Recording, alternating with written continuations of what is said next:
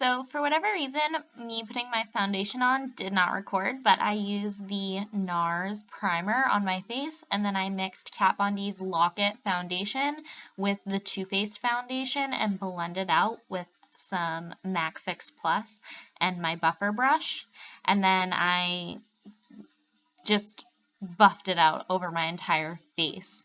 And now I'm going in with some Naked Urban Decay concealer.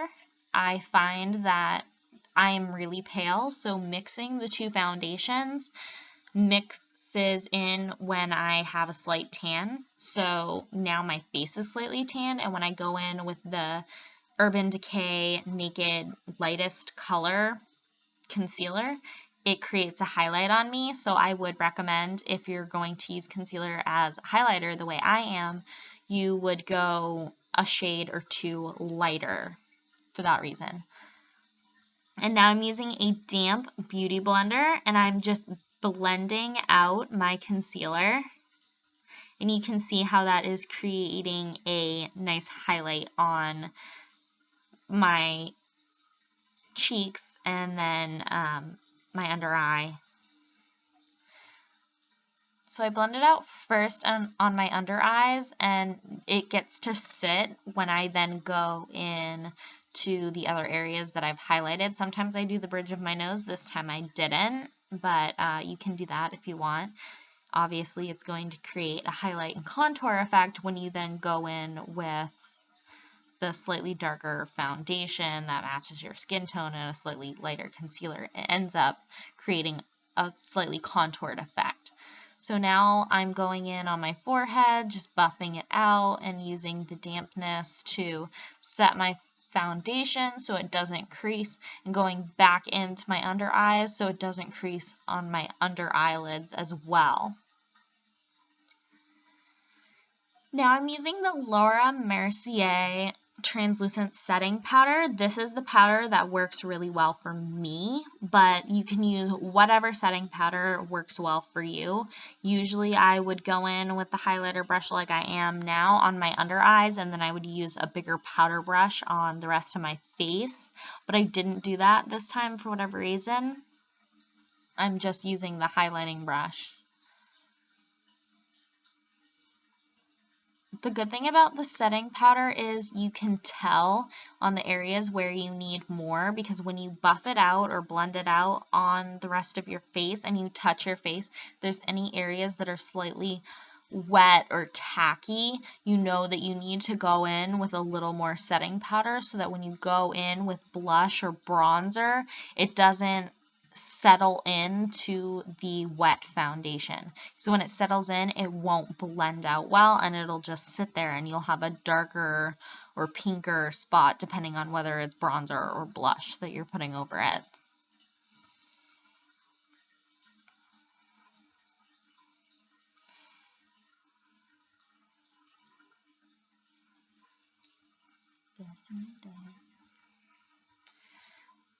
Blending it out, and this translucent setting powder is a little lighter, so it does lighten everything on your face up. It's not going to lighten it up a whole shade, but it is going to make everything just a little bit lighter. Now I'm going in with the Morphe 35O palette. I like this palette, especially for the fall or spring if you're going to be wearing a lot of pinks and oranges. It's just a really nice palette. I am going in with the Sigma eyeshadow brush, and I'm putting on a light orange color. It's something that this color right there, that is what mixes well with my skin tone and has a slightly orange hue. When I'm making a smoky eye, I like to start with the lightest color and then move gradually darker. Sometimes people will jump straight to a darker color and then mix different colors. I like to stay within the same color family and just gradually get darker. I'm sure a lot of people do that. That's just what I do.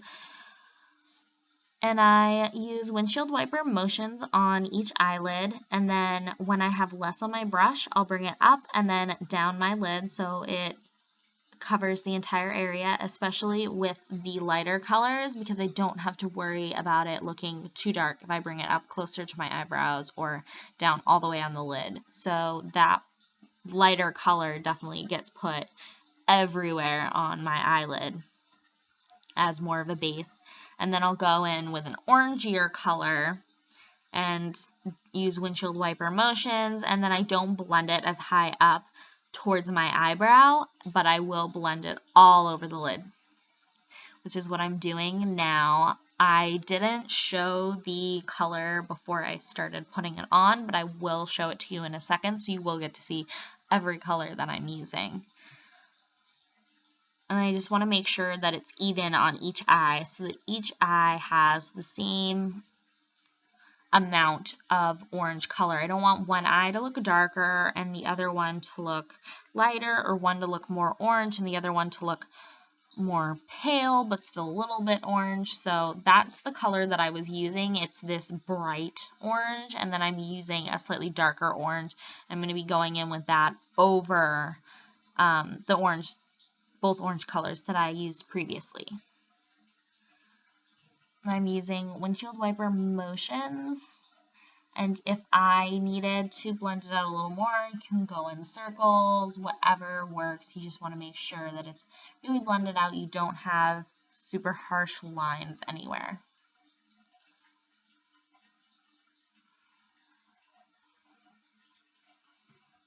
As you can see, it's creating this nice smoked out effect, nice and subtle, not too harsh.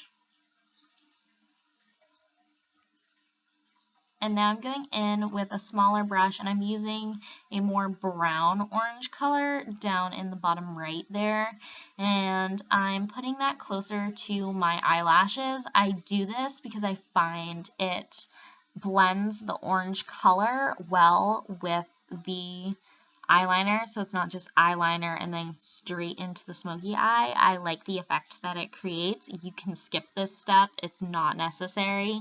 It's just something that I like to do. And now I'm going in with a lighter brown orange color, and this is the color that I'm going to buff on my under eyes. It smokes it out a little bit and blends in with the eyeliner, so it's similar to the same effect that I had on the upper eyelashes, but on the bottom.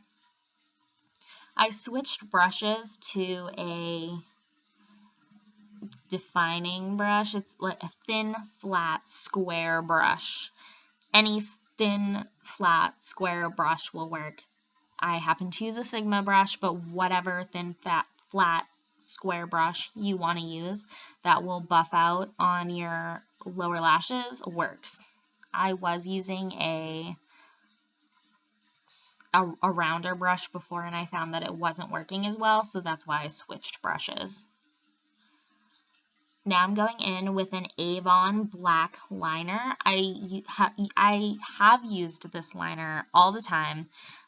It's one of my favorites, and I don't remember how much it costs or pretty much anything about it, but I just know that I've been using it for a really long time.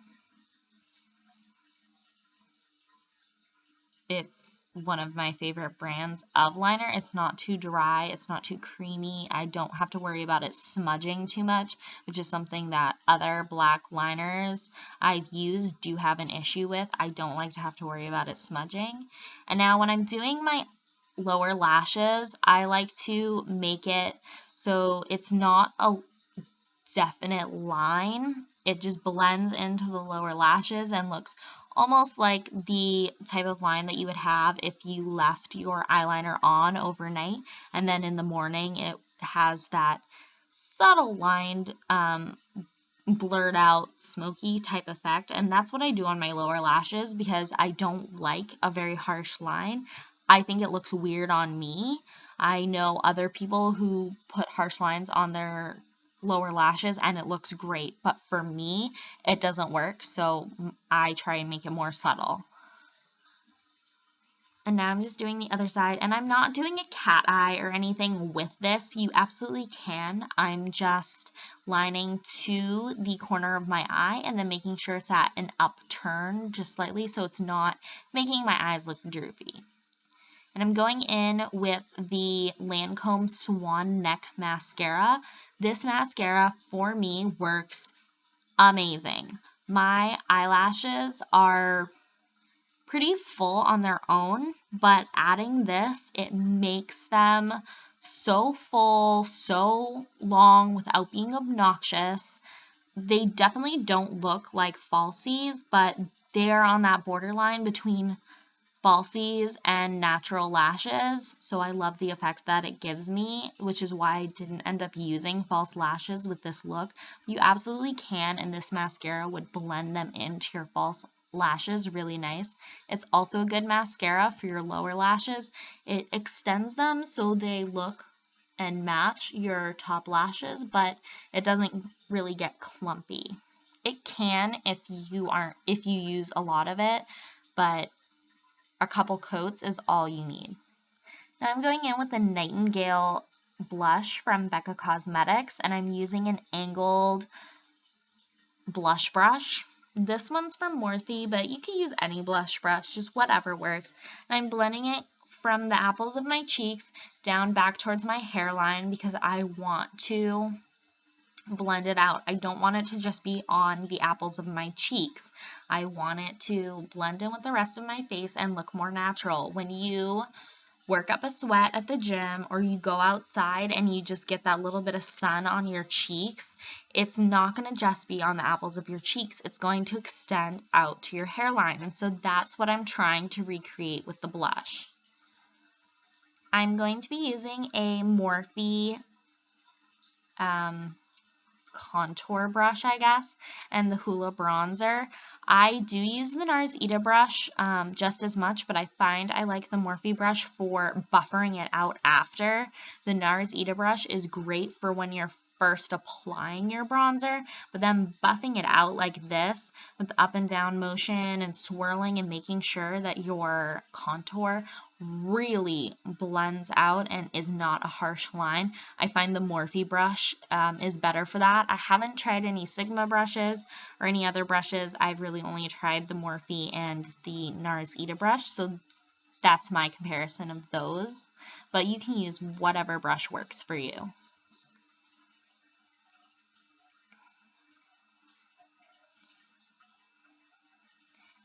And now I'm doing the other side, and I want to make sure that it's in my hairline a bit because I want it to blend in. I don't want it to look like I started my line halfway down my face.